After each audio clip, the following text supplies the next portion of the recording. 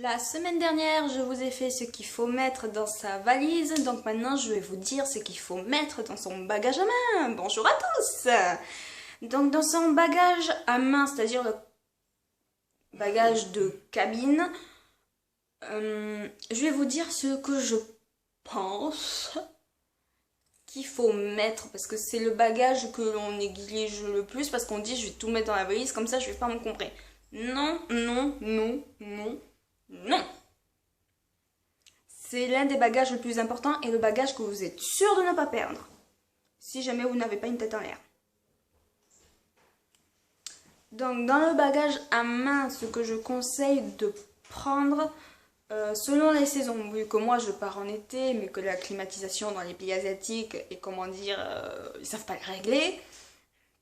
Ce que je conseille de prendre, c'est un gilet, une écharpe.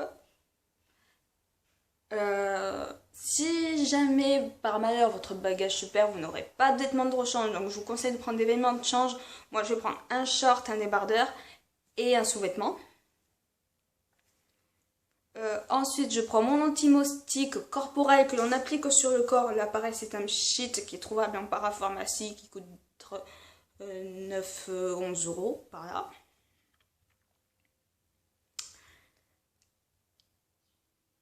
Et un sac, un petit sac en bandolière que vous mettez dans votre sac de cabine, parce que je pense pas que vous allez vous trimballer avec un gros sac à dos tout le long du voyage. Enfin moi c'est un sac à dos donc voilà. Et je vous conseille de prendre une pochette de couleur vive pour mettre tous vos papiers pour vous faciliter la tâche à l'aéroport et de tout préparer dedans. Donc dans cette pochette, le passeport. Logique, logique, logique, logique, logique.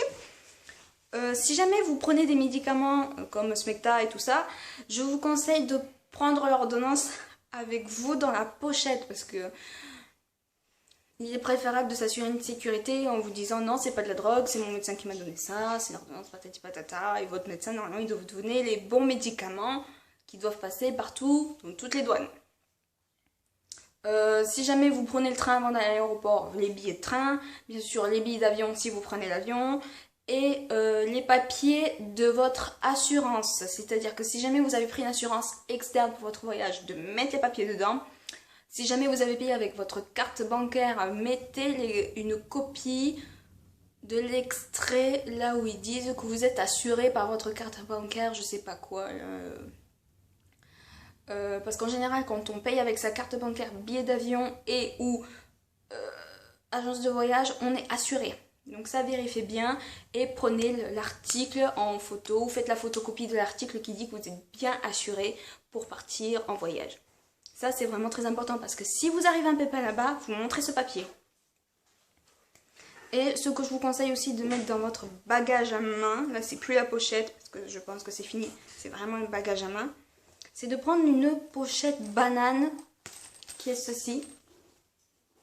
On le trouve ça à Decathlon, rayon voyage. C'est une pochette si jamais vous avez un peu peur que l'on vous vole, si jamais vous êtes dans une agence de voyage.